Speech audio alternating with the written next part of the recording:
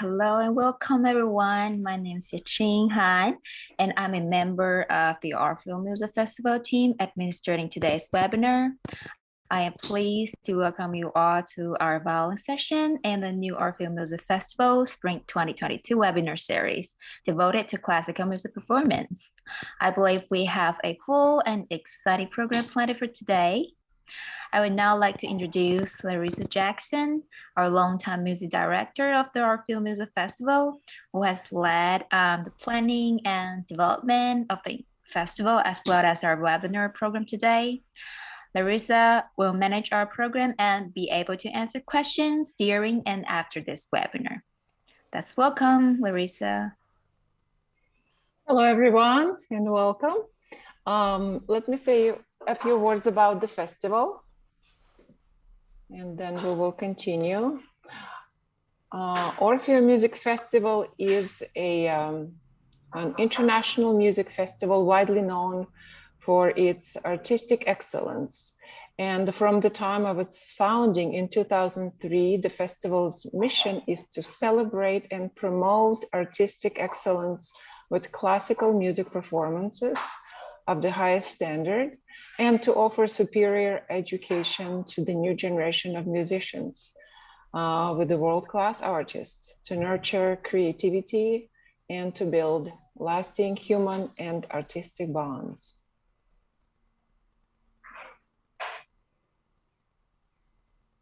And now I would like to encourage you to subscribe to our YouTube channel where we will be posting the webinar series and of course share with anyone who might be interested.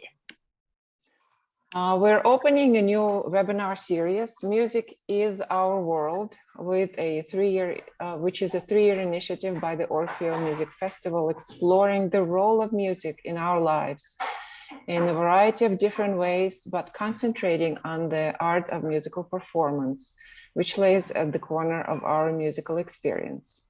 And our artist today is a wonderful violinist, Chalex Boyle, and she will be starting a masterclass with a student. So please, Annie, introduce your student. Sure. So I am so excited that I have three people who are playing for me today, and I have not met any of them ever before. And so I'm really excited to get to know them, although this is not completely ideal to do something on Zoom for sound purposes. I'm just very much looking forward to. And there's Jessica. Hi, Jessica. Hi.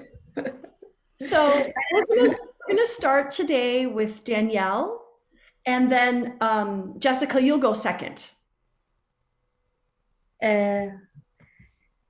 Yes, okay, thank you. Okay, and Nicole, you'll be the third one to play today. So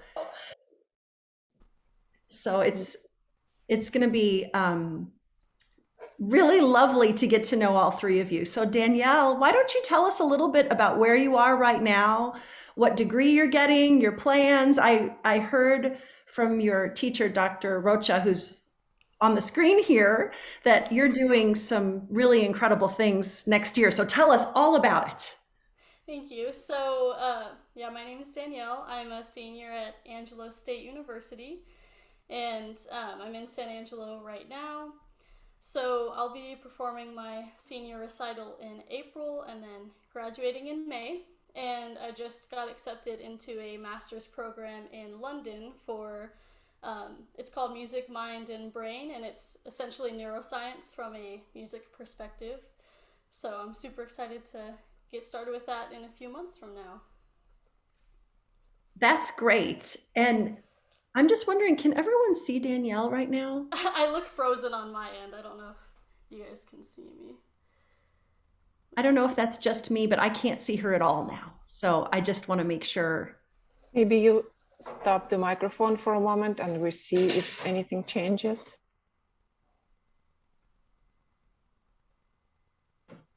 I mean, mute the microphone.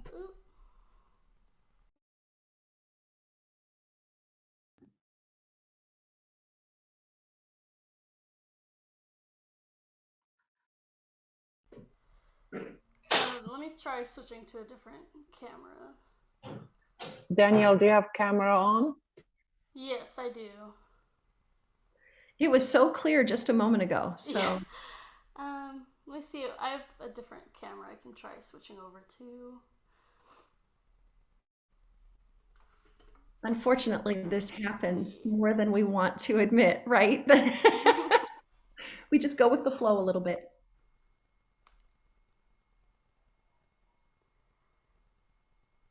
And maybe, we could also just flip-flop. Jessica, if you're ready, we could just flip-flop the two of you. So you have time to figure that out, Danielle? Sure, yeah. Do you mind, Jessica, going right now? Sorry, I speak little English. Repeat.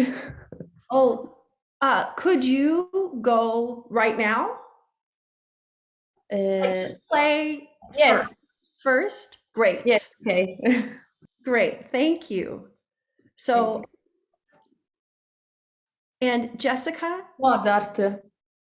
tell everyone where you are right now and what you will be playing. Okay. Now Mozart. Play Mozart. Okay. And Jessica, so and right now you are in Cremona, right? Yes, Cremona. Yes. Yes. So she'll be playing the first movement of the Mozart A major concerto. So please go ahead. Okay, thank you.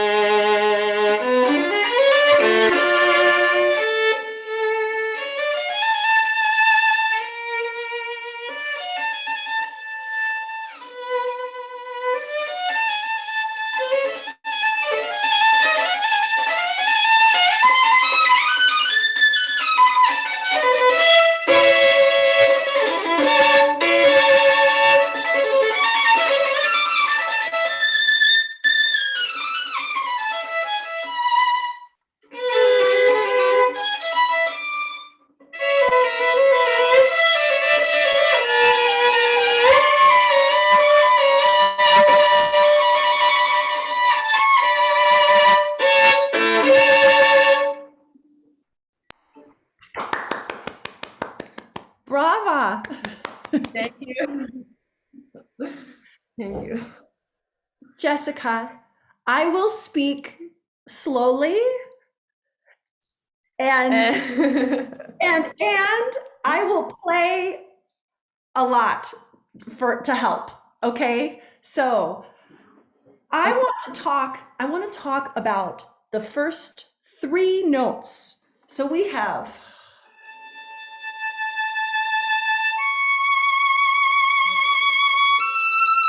and I want you to think of this as a sunrise, as something is going up.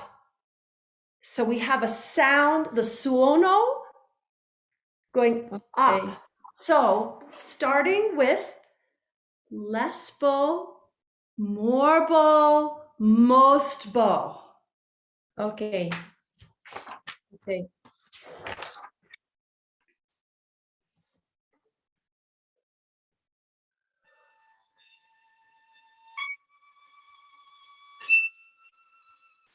Good. Now, vibrato, narrow, wider, the widest. So it opens our sound.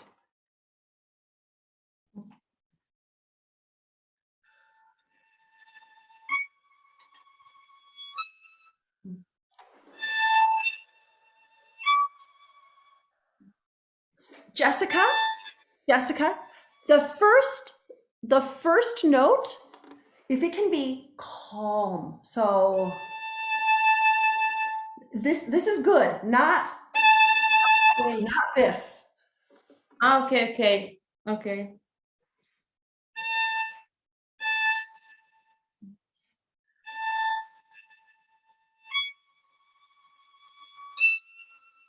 That's right. Now, the next thing is with our scroll. I don't want to be doing this while I'm playing this opening. So I'm going to stay here.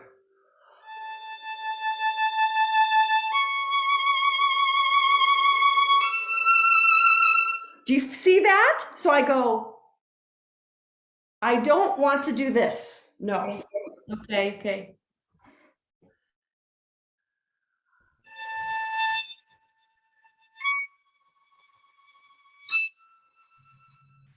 That's beautiful. Okay, now, so we have,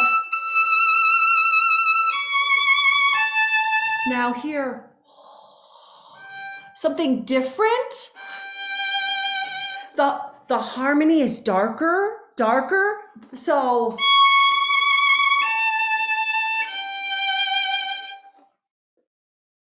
can you try?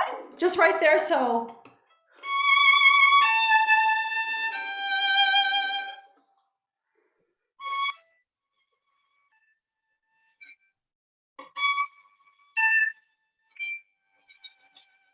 So again, it's the vibrato. So we have wider, and then narrow, not big.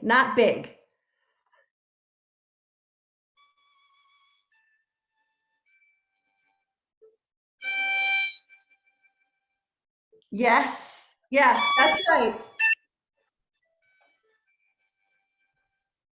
Okay, that's No good. vibrato in. Right, not crazy, just beautiful narrow. So, and then we want, with our trill, I don't want vibrato, I want, so my wrist does not move. So I have, and then on the trill, don't move your wrist. This is good, not, do you see how the wrist is going? We don't want that. So it's, we lift up the finger.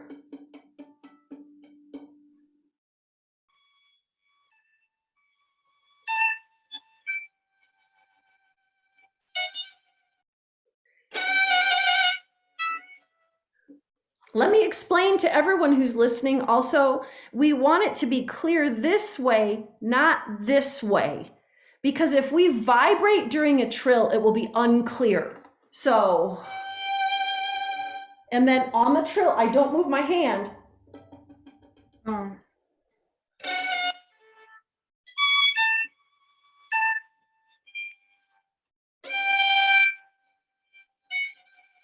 Yes. That's right. Okay, now.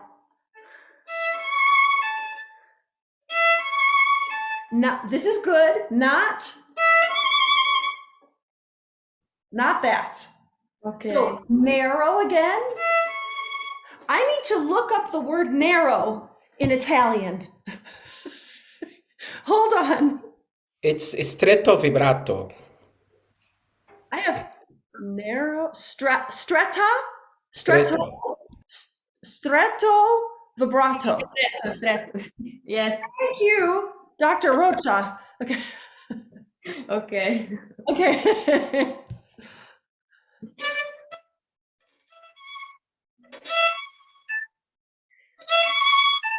Yes. Then it can be open, aperto. Okay.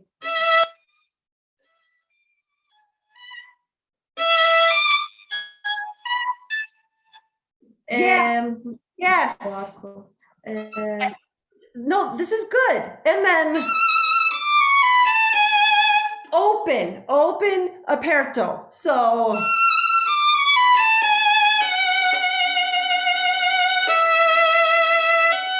stretto.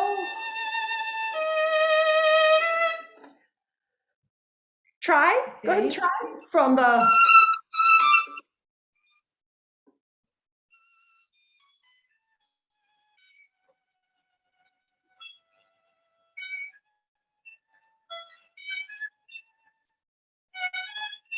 Yes. Stretto. Yes.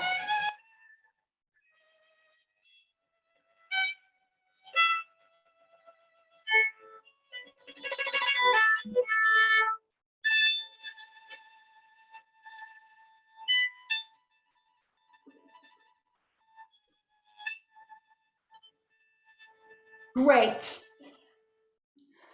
Jessica, I like your vibrato, but it's all very fast and wide.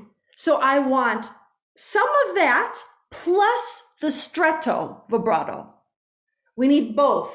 Okay. We need both. I mean, I want many, many more than just two, but I feel like you get one all the time. So we want two at least. Okay. Now I want to talk about the 16th notes in the Allegro Aperto section. Okay. So what I'm seeing in your bow hand is that you're using this. This is not good for 16th notes. We want to do this. Yes. So let me put this down a little. Yes. No. Do you see the difference?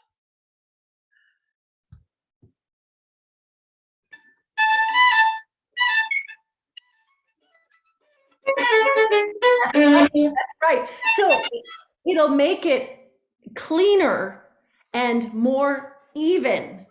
And hold on, I'm checking again.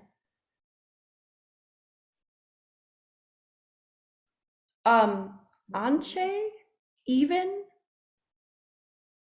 anche. So I don't want it to rush. I want it steady. If someone can help me with any translations, I would appreciate it. So Il movimento delle dita è buono, più pulito e uniforme. Okay. oh, that sounds great. So, yes, not no. Okay.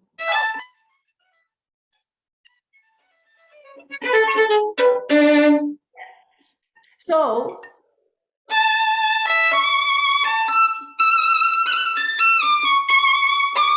now even, so with a and this. Brown. Oppure...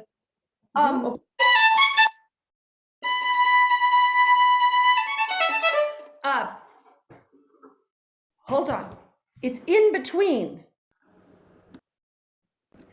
Are you trying to say that she needs to be even in the bow use? Yeah, I don't want her to rush the tempo, but the problem is the tempo is going very fast and it's uneven. So would nel mezzo, not on and not off. The bow stroke is in between, but I want it very steady. Stessa quantità di arco anche il tempo? I hope that helps. Ok. Fisso tempo. Ok. Constante tempo, and that in between bow stroke. Can you try? Can you try? So.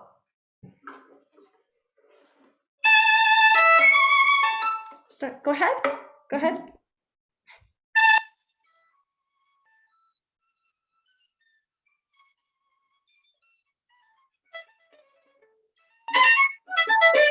Ok. Yes. That's good. That's good. Okay. Now,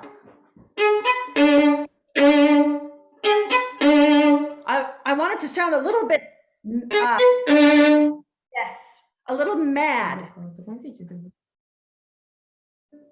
a little angry. And with the Jessica vibrato, like the wide vibrato. And then again, even. Ta ta ta ta ta ta ta.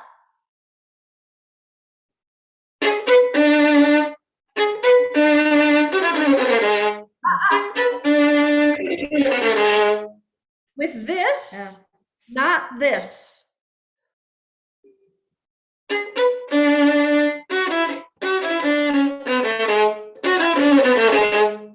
That's right.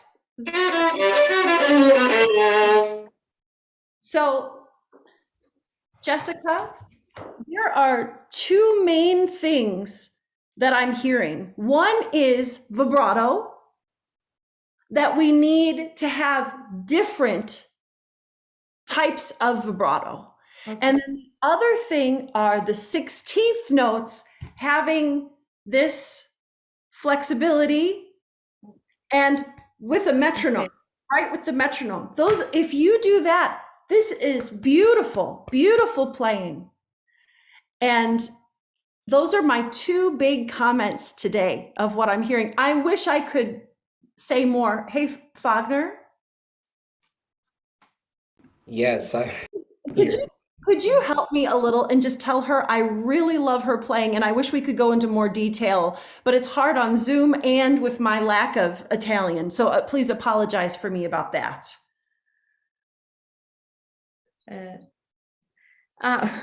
You can. Thank you. Okay. Sorry.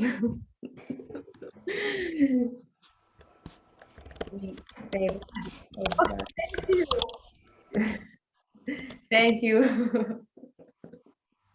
Devo dire che non... So, Jessica, I will email you much more.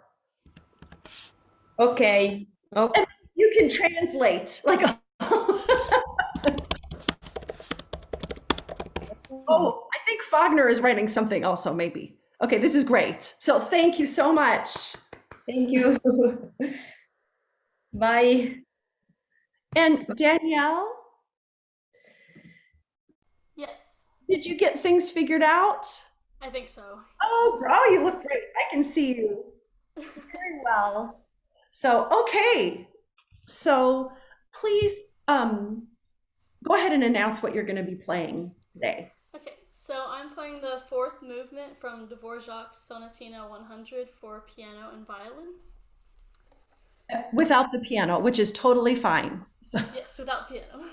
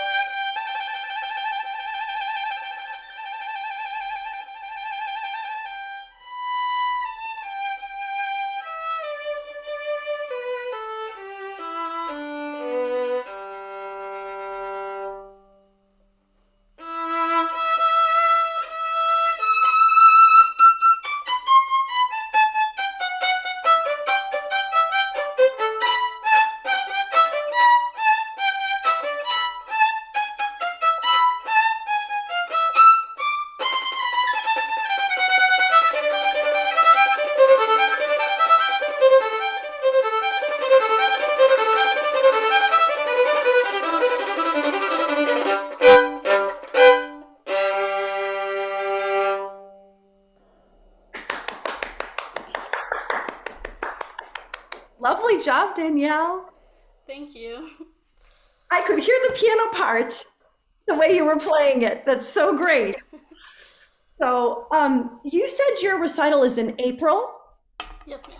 and you're playing this on the recital. You've got time. Like, you know this well for the Yes, amount of ma'am. time. I can tell you're one to prepare early, so that's good.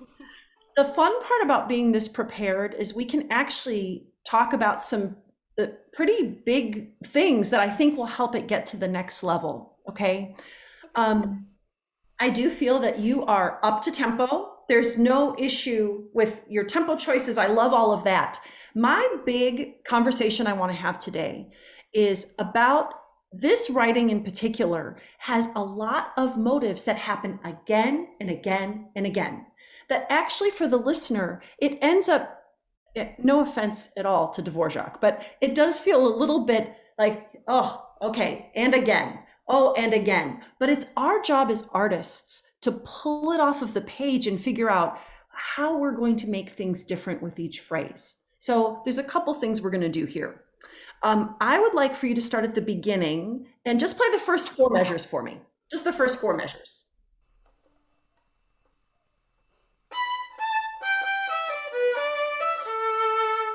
Okay, so I want to be really clear about this, that there are, at least in the edition I'm looking at, there are very clear dynamics, accents. There's a forzando written in there. Can you exaggerate all of that? Absolutely what's on the page. We're starting what's on the page.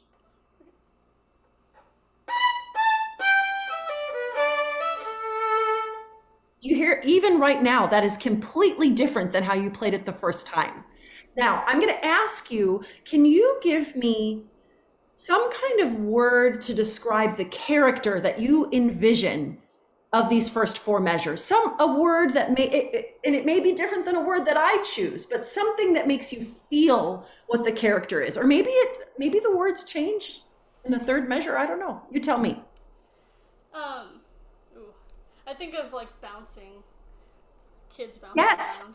I agree. Definitely the first 2 notes, right? Now, if we're trying to get this to be a little more electric, do you see, I actually smiled, I think, when I played that. Yes. And there's something about it that I want you to bring a little bit more, I don't know, fun to the first 2 notes. Can you just try the first 2 notes and be an actor? Like a little bit obnoxiously clear what you're trying to think of with the character. Oh my gosh, I love it! Now, what happens in the 2nd measure? There's a decrescendo. Okay, character, what's gonna happen? A bit less aggressive, I think. Yeah, so you could probably do your, and then, do you see, I suddenly went really more of a singing sound. Fool around with that. Play 2 measures for me. Just, there's no right or wrong. Let's just experiment.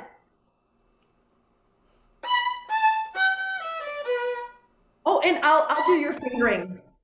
Sorry, I was shifting. I will not do that. So, also, I felt your first 2 notes lost the joy that you had a moment ago. I'm going to give you another shot at this, but that's kind of the same. And then I'm going to think a little bit more sweeping with my bow a little bit. Okay. Try again.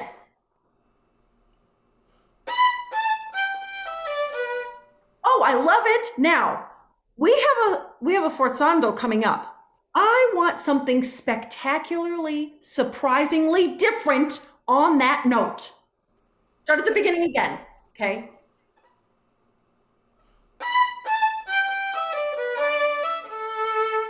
I think we're good to go. Okay. It feels deeper, right? Yes. It feels like you've made a commitment to the ideas. Now, will you please play the next 4 measures?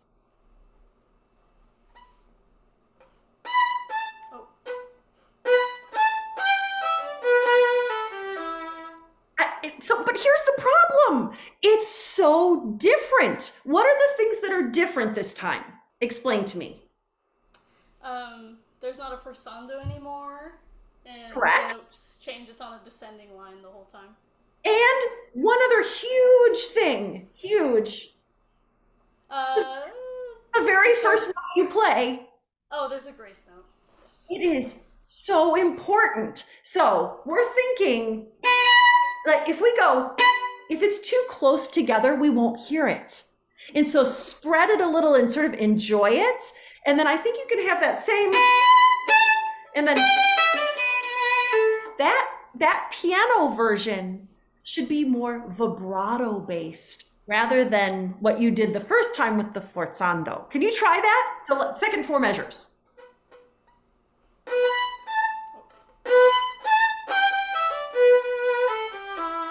I love where this is headed. Can you vibrate your 4th finger a little bit more? It feels a little stuck, so.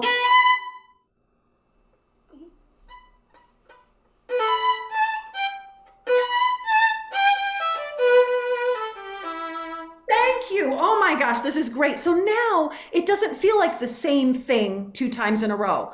I've got some bad news, Danielle. Look what's coming up. A forte. Well, no. Do you see? It's like 4 measures and then 4. It's the same problem. Oh, Without yes. even discussing this, I want you to play the next 2 little phraselets, and I want to be mesmerized. I want something very different on each of these ideas. We don't even need to practice it. I just want you to make a difference right now and just do it. So starting with your, the da da da da da.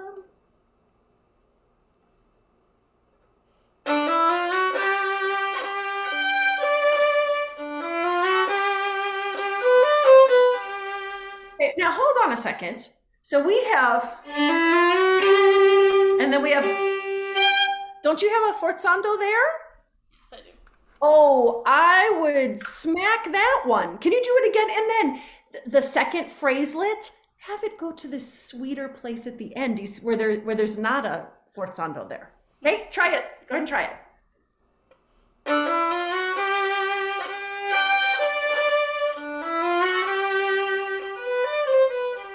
Oh my goodness, yes, I love it. Okay, so this is basically, the way he's written this is he gives us everything twice. And then he repeats it later in the movement. So it's a whole bunch of things over and over again.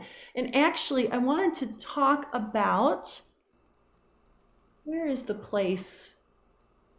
Oh, okay. I'm going to get to that in a minute. I want to go to a totally different direction now.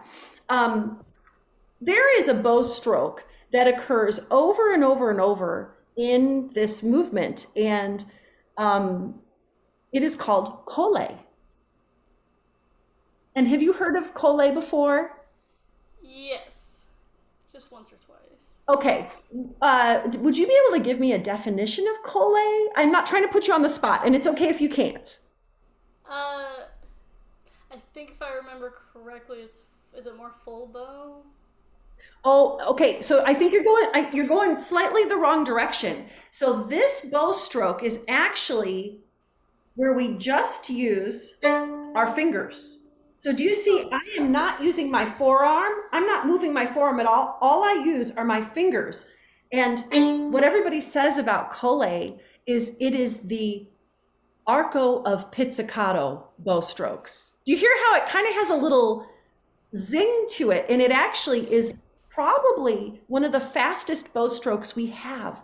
And Danielle, this is your friend. This bow stroke is your friend.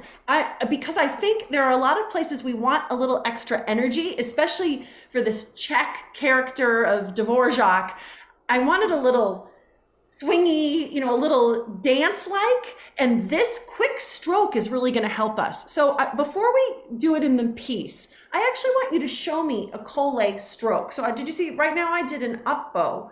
It could be done anywhere in the bow, any direction. It could stay on the string, come off the string. But for right now, I just want you to do it, kind of balance point or middle, something like that, on your open D. And just show me your fingers doing the colle bow stroke.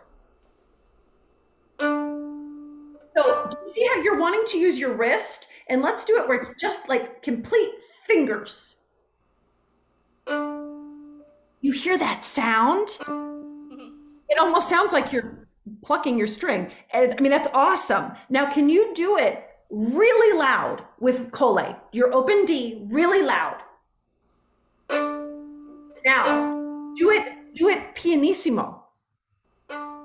You see, you can do this bow stroke in any dynamic, anywhere in the bow. So now, let's talk about a couple places where this needs to happen. Let's go, we've got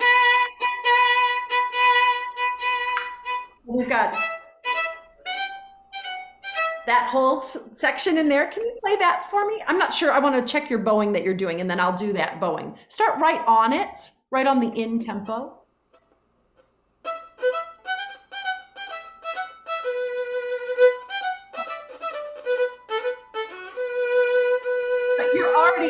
you already know what I'm going to ask because you're doing it. And so do you hear how that is very different than going from your shoulder? Right. Okay. So now, along with the colle, I want you to try adding a smidge of vibrato. So it's going to go. You see, it's not real. It's more like an energy in the left hand. If we do too much vibrato, it'll sound strange, but just a little energy. Okay. You can go up to tempo if you want, or a little slow, whatever.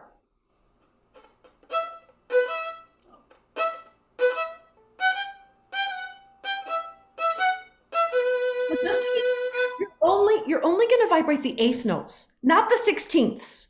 Okay.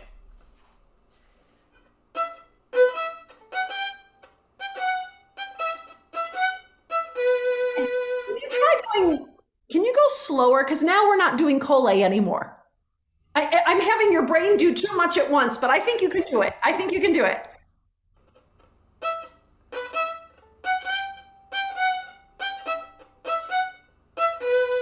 A great way to practice this is to do this. Wait, sorry, let me move this down a little bit. So it'll be, and then you stop for a second so you can think, and then.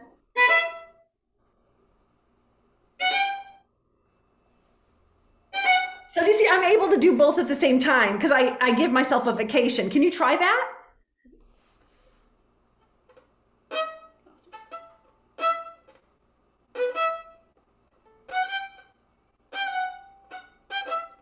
So do you see how nice that'll be for practicing? Then you can build that up to tempo. That'll be lovely if we get that energy. Okay, the next place I want to talk about is this that next little section. Those 16th notes are going to be with our little colle stroke. So can you try that? Bum, bum, ba-da-da, ba-da-da, ba-bum.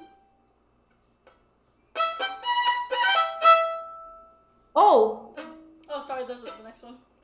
No. I think your edition just has different notes than what I'm used to. It's totally okay. Dvorak is funny. There's not an urtext available of this, and so a lot of times different editions have different notes. It's no problem. But the part I'm thinking, and also it's fortissimo, right? Yes. Yeah, so go ahead and use a little bit more bow on those eighth notes. Oh, already that's better. What's a character for that measure? Bum, bum, ba-da-dum. Give me a word for that. We were thinking tribal. Oh. I love that. And so the thing is that you're going to, again, have to really think how am I going to make it sound that way? Do you see how the colle plus a little bit more bow on the 2 eighth notes, I think is how it's going to work. If you use too little bow, it doesn't quite have the same effect. Can you try that? That's right. And I think this colle idea is, you're able to do it, but it seems a little bit new to just be able to do it like that you may need to slow some things down to add that back in. Okay, let's go to the next little phraselet. I want to hear this part. And remember, we're talking about a character and colle, by the way.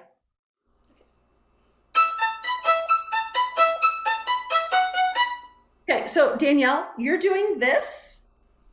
Okay. And look what I'm going to do here. So I'm going from my shoulder a little bit, but do you see then there's more wrist and more fingers? Yes. Okay. Okay.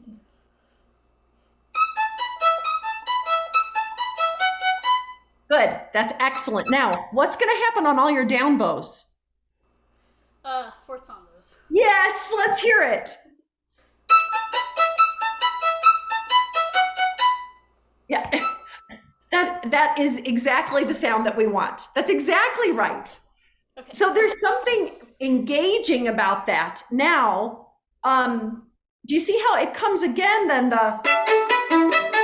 and this is hard because we're in a bad register. Can I hear this spot where you jump down?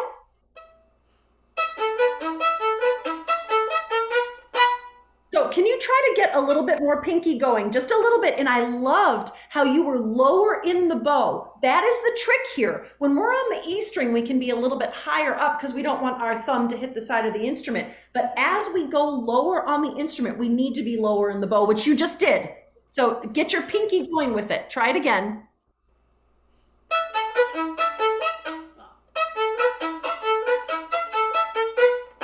Yeah, and this is excellent. Now, I know that you've been practicing this a certain way. After the forzando measures, do you see the next measure where there is an accent and an accent on the quarter notes? Just the last? Yes. Okay. If you had not been playing this piece, would you say that those are long notes or short notes? I would think longer. Yeah, so right now you're only using about 2 inches on those. Do you see just, I mean, I'm not using my whole bow, but I want to use a lot of it. Can you just play that measure, please? Yeah, and go ahead and please vibrate that 4th finger. What a difference. Like, your sound opens up so much when there are no neglected notes. Speaking of neglect, I don't want any phrase neglected at all for Cole or for the character. I feel like this piece, like, you've got a great handle on it. Like, there's nothing for you to do really to get it better at this point, but to actually get deeper. Okay. Kind of fun to think about it. So I want to ask you a question. All of us are, and actually, Danielle, at the very end, I'm going to talk a little bit, just for a very, like the last 10 minutes, I want to talk about performance anxiety a little bit. And this is a perfect piece to talk about, actually, with performance anxiety. But I do want to ask you, when you're playing, what do you think about? Ooh, I'm trying to think about the character of it. So if you are thinking about the character, why do you think that that's what I'm bringing up today? I'm probably not thinking enough about it. It's not coming across like I'm thinking about it. And so I think you may have gone through and come up with different character ideas and everything, but what it really comes down to is, are we really bringing across our musical idea? As artists, my job is actually to take what the composer has written and bring it across to my audience as effectively as possible. And that will involve some technical elements to make that happen.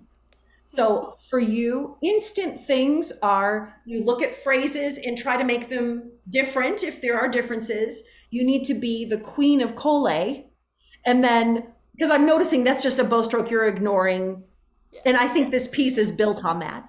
And then the other thing is, if I can look at places where I need to have energy, the energy needs to come from left hand energy. And sometimes you just choose not to vibrate. Okay. And especially your 4th finger. Your 4th finger is extraordinarily guilty, just like everybody's. I mean, it's just the one that's neglected all the time. And so I think this is going to be just beautiful when you get all of that together. Thank you. Thank you so much. Really lovely to get to know you a little bit and hear you today. So your recital is going to be great. I mean, you've got 2 months. So thank you so much. Sure. Wonderful to hear you. Well, thank you. Thank you. Thank you so much. Can we ask our students why are they playing on violin today? Oh, like why they chose the violin? Yes, just short. Oh, that would be lovely. Short question. Danielle, are you still there? Jessica, are you there? Yes. Like why my video's not working again, but why I chose it as an instrument to begin with. Yes, why violin? Why play? Why not run marathons? I spent a lot of time growing up watching Celtic Women, the musical group, and it's like 5 Celtic singers and 1 violinist. Right. And I was just so captivated watching the violinist dance around the stage and play so beautifully. So I aspire to play like her. Oh, So wow. that was your inspiration. Yes. No, you're sure run away. Yes, run away there. What about you, Professor Chalex Boyle? Well, why are you playing violin still? yeah, that's a good question. It's so funny. I don't think about that all the time, you know, like that. Mm-hmm. So absolutely, it is to take pieces and bring them to life and share as much as possible. And I'll play everything from, you know, something that is pre-Baroque up to something that was written just this morning. You know, anything that comes in front of me, it's worth sharing in some way. And I also know a lot of the pieces that we play, it may be the only time that it's played. Sometimes there are pieces that aren't performed that often, and the responsibility is huge to do that. So yeah, I feel very fortunate to be doing what I'm doing. Taking them from paper, out of darkness, and bringing them to this life on earth. I also have a question. Many people say, you know, this music expresses this, it expresses that. Do you think what you play expresses something, or is it a new world that did not exist before, and it's created by composer and a performer that brings something new to everybody's life? Yeah, but many people feel it expresses this. What are your thoughts on that? Yeah, I think every composer, they come from such a different place. That's part of why we have to study, why was a piece written? Why did the composer even have this idea? And that also can pull us in a certain direction when we're performing. And I do feel that my job is not to draw attention to me during a performance. My job is to draw attention to what I feel the composer is trying to say. And so that's a big difference. For some artists, things become showy just to be showy. But I think it really is trying to dig deeply into the piece itself. Mm-hmm. Well, thank you very much for a fantastic session and a lot of great ideas on how to bring the music to all of us. We do have Nicole here. Is she playing? Playing. Nicole, okay. Are you here? All right. Excellent. Great. Okay, Nicole, how are you? I'm good. It's so nice to meet you. Nice to meet you too. So go ahead and tell everybody where you are right now and what you're going to be playing today. Okay. Hi, I'm Nicole Gonzales. I'm from Houston, Texas, and I will be playing the Sarabande by Bach in D minor.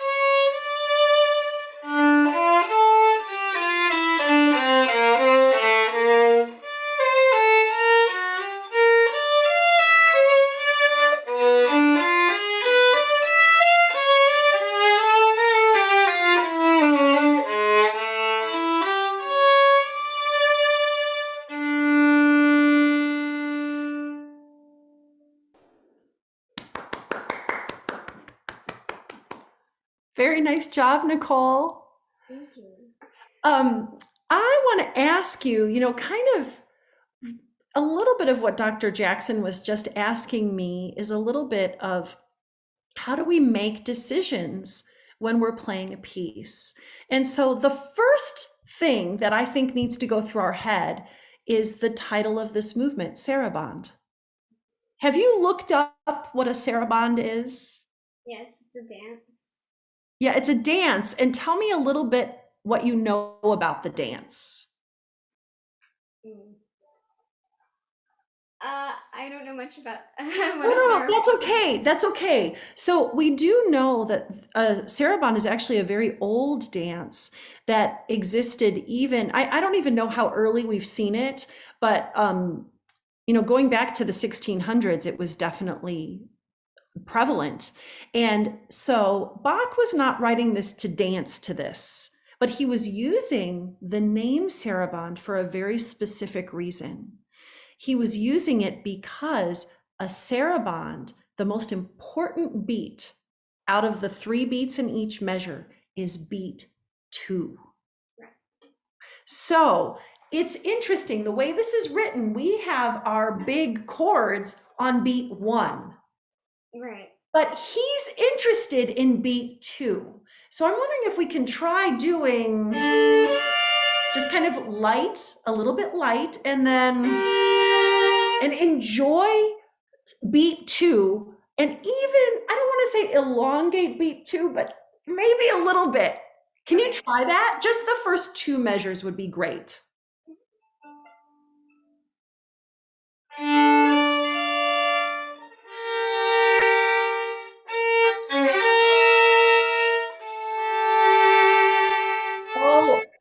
Can I tell you, Nicole, the second measure, I thought that was exactly right.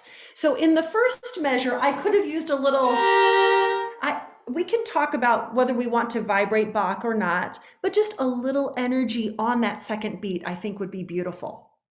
So I love the way you did these first 2 measures. I now want to talk about the third measure. What's happening in the third measure? It's completely different. Yes. So do you think the second beat is as important? I'm kind of leading you on here already. No. Yeah, I think now he's saying, okay, I've given you a sarabande for the first 2 measures, but the third measure, if you look at the bass line, do you hear that? Yeah, that's all I care about. Okay. Okay, I know the melody's on top, but I want you to imagine that the bass line is really taking us where we want to go. So what I'm thinking is if we start with less bow, more bow, taking us to the next measure. Can you try the third measure?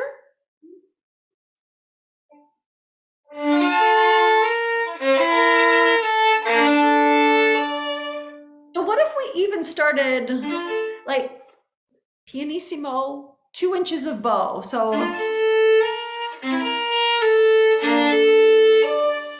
do you see how I did that? It starts a little lighter. Can you try that?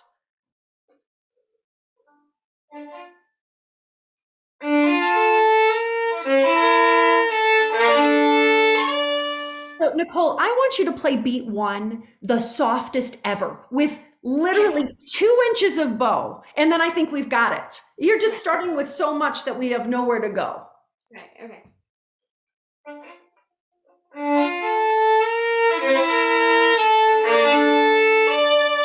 That's what I'm talking about. Now it all makes sense to me. Okay, now we have, to me, that is just sort of a little bit of ornamentation. He could have just written, I don't know, he could have just written something very simply, but we have, so I want you to think of this as a little lighter, fluffier, almost like you're making it up right now, not so firm. Can you just play that first beat, going to the second beat?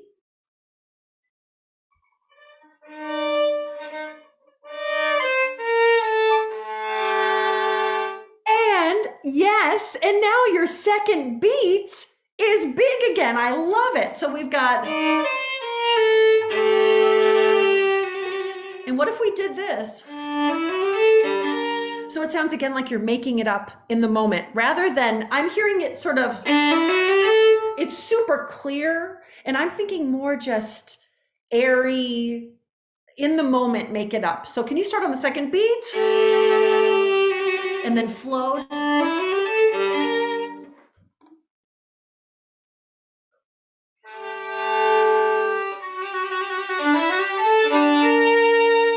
I love it. Now, guess what?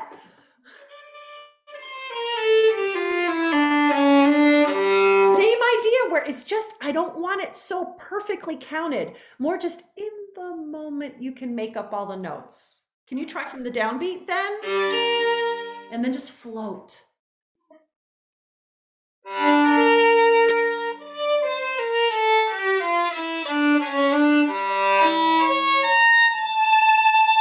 I love it. Okay, now, this is, I loved the way you did this. Here's our second beat. So again, you're just going to enjoy that. I want you to start at the very beginning and play all the way to the repeat. Will you tell me out loud the things that you're going to think about as you do this? Okay. The second beat for the first two measures, the bottom for the third measure, ornamentation, more like I'm a jazz musician making everything up. Yes, great. You got it. Okay, let's hear it from the beginning.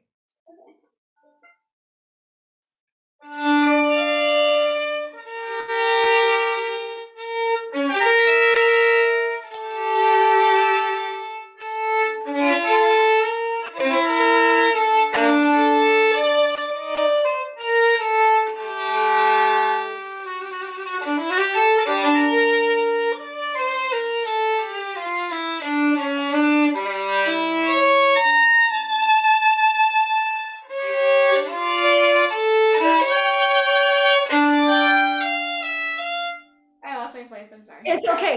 You know what? I thought that was stunning. Like that was really clear the way you showed the saraband, but then you also showed the delineation of the bass line. I really loved it.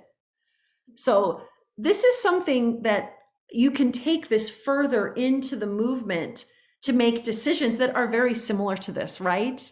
Right. So I want to talk about a couple other things, okay? In most of Bach's pieces that he's written, he actually chooses a point somewhere in the movement that is the peak moment of that movement. Right. And I don't know if you've thought about that. Like, where would you want the most poignant spot to be? I feel like it'd be kind of in the middle of the piece. That's where I would want to put it. So I have to tell you, Bach usually does this 2/3 of the way through a piece on purpose. Do you know why? No. This is actually a really beautiful thing that he divides things up in a religious way. And he would call it the Father, the Son, and the Holy Spirit. Oh, okay. And so he would do it right at the 2/3 spot for that reason. Isn't that pretty amazing? Yeah, it's cool. And so my spot, I mean, we could count measures and find this, but I think it's, to me, that's it. Where the half note is. Yeah. I mean, that for me, everything points to that spot as being the biggest. And then we have, then you could do your whole improv stuff after that. But I just, and it doesn't necessarily have to be that spot. You could pick a different place, but I think it's important to have that and also have a soft place. Right.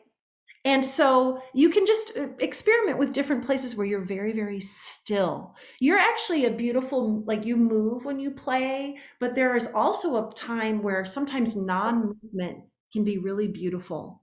So if you pick a spot where you don't move, just for like a couple beats and play the softest you can, I think that would be really lovely. Okay. The final thing that I want to talk about, and I hate to bring this up, is a little bit of intonation. Yeah.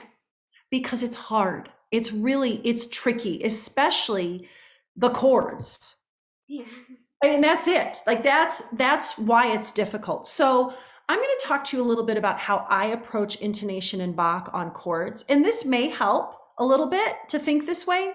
So the first thing we have to do is know the key that we're in. So what key, first measure, what key are we in right at the beginning? D minor. Yes. Okay. So you have to have sirens going off in your head that D naturals Yeah. are absolutely non-negotiable. They have to be in tune with each other. So let's start by tuning all your D naturals. Okay. Go ahead. You've got the first chord. So play your open D and your third finger D. So as you're practicing this, and even when you're getting ready to play this chord, don't worry about the low 1 on the E. Worry about the 3 on the A. Okay. Because that's the one that we're going to hear. Right. The good news is that we have another perfect interval that's super easy for you. That A is from, if we're in D minor, what is an A in D minor? What kind of interval is that? Isn't that a third? It's a fifth. So from the D to the A, no, it's okay, you're totally fine. So it's a fifth, it's a perfect fifth. Good news is you're playing it with an open A, so it's no problem. So if we have, there's one more note we haven't talked about, and that's that top F. Mm-hmm. What number of the scale is an F natural in the key of D? Third note. Yeah. And so let me tell you a secret. It doesn't matter as much. I mean, it matters, but the note that you're struggling with is that third finger on the A string. Yeah. I want you to play the first chord, and all I want you to think about is matching that third finger D natural with your open D. And let's see what that does for your intonation of this first chord. Okay.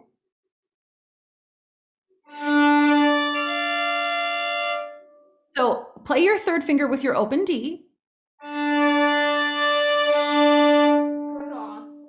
Yeah, it's okay. It's okay. And then the thing is that after you get that third finger really in tune, then you can decide where your first finger wants to go. I feel like your first finger is going up and down trying to adjust when it's actually the third finger that's the problem. Right. Okay? Let's look at the second chord. Okay? We have a G natural and a B flat. The problem is that we're in D minor. Mm-hmm. So what is a G? Which scale degree is G in D minor? D would be 1, so just count up. 4. Yeah, it's a 4. Guess what? It's a perfect fourth. Yeah. So again, that third finger is the problem. Right. And so that has to be perfectly in tune with your open D string. So can you just play for me? Just O3.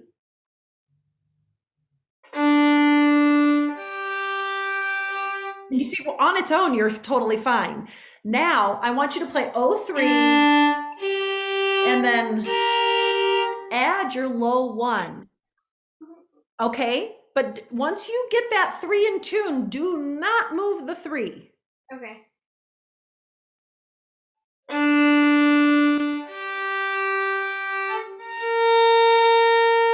I'm telling you, you're actually being too good. Your 1 is too low. Oh. Just it's like a half of a hair too low. Okay. Okay, try one more time.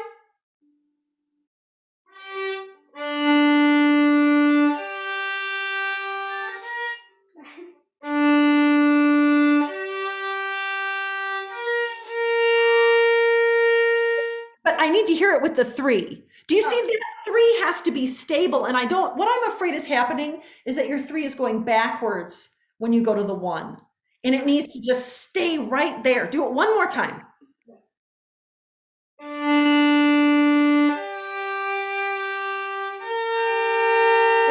And the one is too low.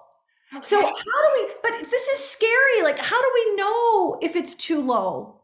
What can we do? Tell me the things we can do. We could put a drone on. Yes, love that idea. What's something else you could do? You could play it with the note, the exact note, so B flat. Yes, you could play it along with the note. And then you could tune it together with the G. Yes. I also love the idea of you recording yourself and then listening back. Your ears are better than any tuning situation. Right. So I think that that would be really helpful to do that too. And so almost every single chord, I feel like there's a perfect interval in them that need a little bit of attention. And then you can go through and then figure out the other finger that goes with it. So that's going to kind of be jumping around when you practice, fixing those spots. And then when you glue it back together, I think it's going to be a lot better with the overall establishment of where we are in the key. Okay, so I just think that you're doing really beautiful things with this. If you plan out your saraband, I think that that's realize, where do I want to show the saraband? Where do I want to show that I'm doing improv? Okay. Pick your big spot, the softest spot of the whole thing. I would write in more dynamics. I think that'll be helpful. I can tell you're doing them, but I think it would be helpful to actually really plan them out and write them in. And then this final thing is this intonation. I think that would make a huge difference for you. But thank you so much, Nicole. Great to get to know you a little bit. Yeah, you too. So I just wanted to spend a couple minutes just talking a little bit about performance anxiety, because I know that this is something that's not always talked about. And I think especially, I'm interested to know, for those of you who played today, if anyone was feeling nervous or worried, or, if you feel like sharing a little bit, that would be great. Yeah, Nicole, go ahead. Danielle can go first. That's fine. Oh, okay, Danielle, I don't know who's talking. Sorry, I can talk. Yeah, go ahead, Danielle. Yes, I was definitely nervous for today, especially because I know that you taught my teacher, so I was excited but also very nervous. Like I'm your grand teacher. Yes. So I think, Nicole, were you going to say something? Yeah. So in different situations, I tend to get nervous, and some I don't, which is kind of odd. But today, I suddenly got nervous the second I started playing, and I felt myself tensing up and all that. And I also know that my teacher knows you, and so many people know you, and they've all talked so highly about you. So that was also a little bit nerve-wracking. Nicole, I have to tell you the funniest thing that's happening on this screen right now. Okay, so Kirsten Jan is a dear friend of mine who you study with, and Fagner Rocha, who teaches Danielle, actually studied with Kirsten Jan. That's really funny. It's a totally small world. Isn't that so amazing? Yeah. So, well, I just want to say that I actually had debilitating problems when I was in my 20s with performance anxiety, where I really had the most amazing up bow and down bow staccato when I wasn't supposed to have it. Like it would come through this way, like just my arm would shake. And everyone would say to me, you just need to perform more. You just need to be more prepared. You just need to keep doing it. And I did. I practiced a lot. I performed a ton, and I still was shaking. And I never really got answers with how to deal with it through just, that simple advice. And I actually dug a lot more deeply into why I was having problems.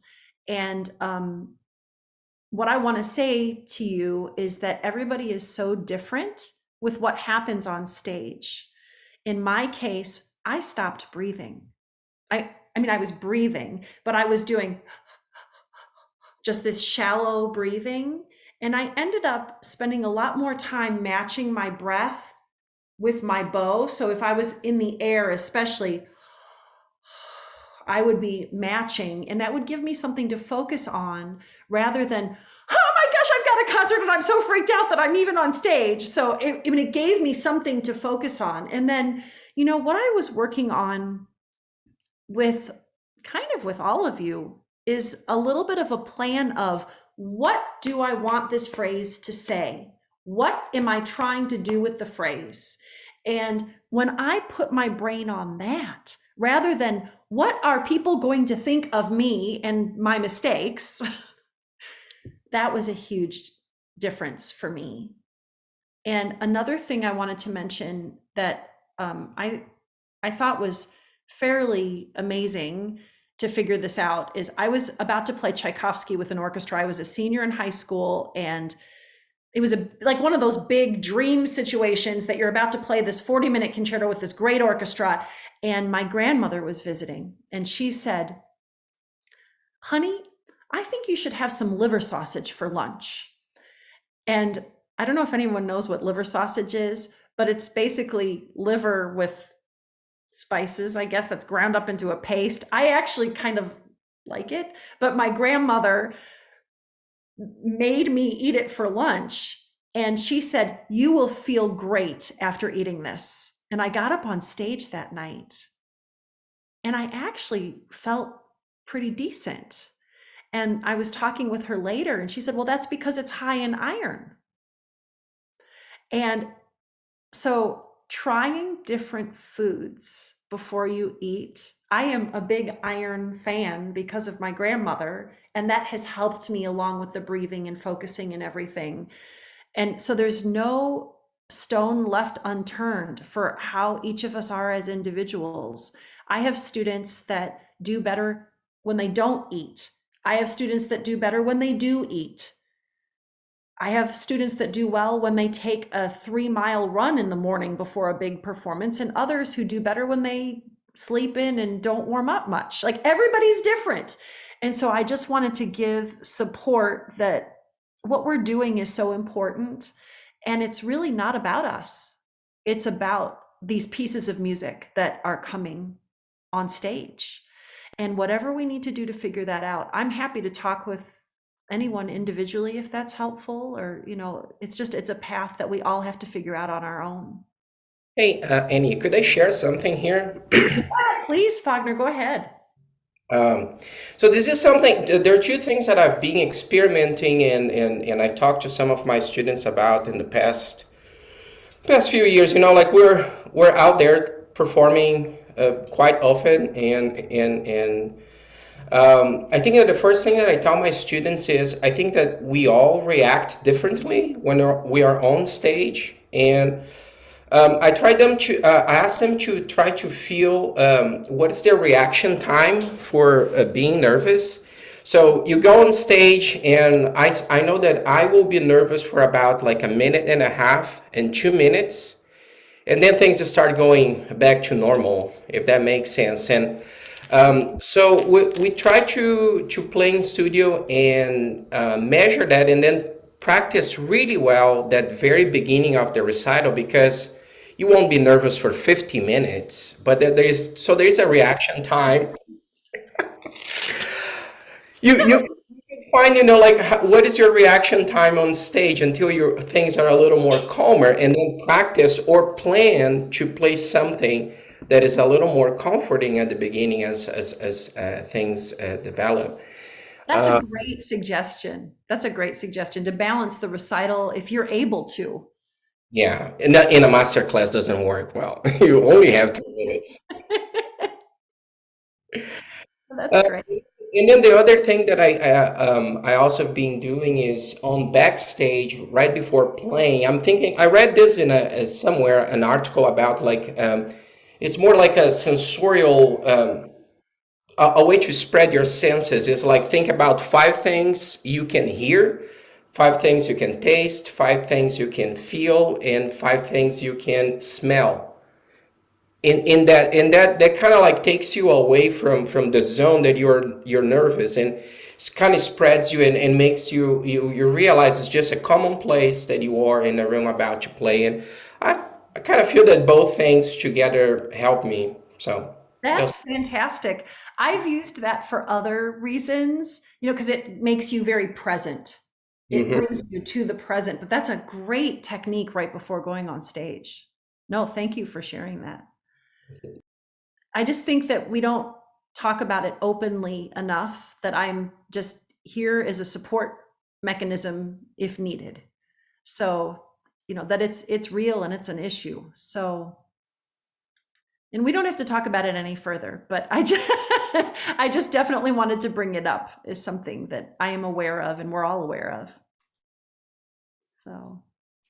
Thank you for amazing session. And Wagner and Ani, we are having a special panel on performance anxiety, March 13th, which is Sunday at 1 o'clock Eastern Time, New York.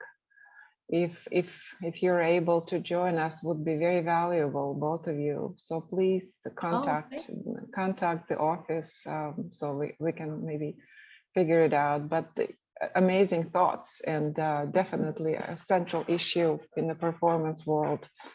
So thank you so much for a fantastic session, and we are ready to conclude today, and hope to see you, all the audience, next time.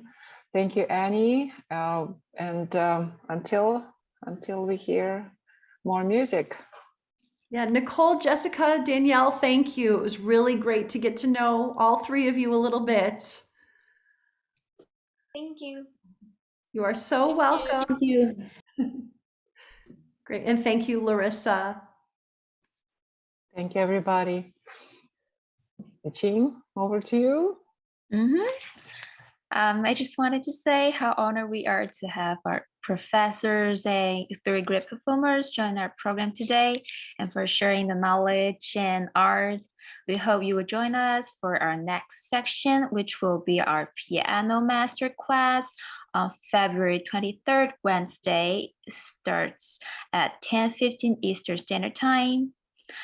Before we conclude, I would just like to introduce those of you who might have missed the new dates for the summer's edition of the Orfeo Music Festival, an international classical music event and a one-of-a-kind opportunity for ambitious classical music students, performers to travel to Italy in July to train with world-class faculty performers, participate in their master classes, perform internationally, and gain recognition in concerts. Also, go on trips and musical tours of historical locations and make new musical friendships and international network of professional connections. This year, our film festival will not only feature the original festival program, Il Vapiano Italy, from July 4th to July 16th, but it will also offer a special edition program, the musical tour of Russia, from July 16 to July 26. Students can apply to participate in either the Italian or Russian programs or both. The event is suitable not only for students and educated performers, but also others with strong interest or professional involvement in the art and music. You can register for the event through March 15 or by March 1st for the early bird registration rate. We would like to thank our sponsors as well, that include Orfeo Music Festival Foundation, Mayor of Vividiano, Peter Vogler, Department of Culture, City Council, and Department of Tourism of Vividiano, Italy. If anyone here has any questions, we encourage you to reach out to us directly or by visiting our website at www.orfeomusicalfestival.com. We thank you all again for attending today, and we look forward to speaking with you again soon or seeing you at the festival. Thank you so much. Thanks, everyone.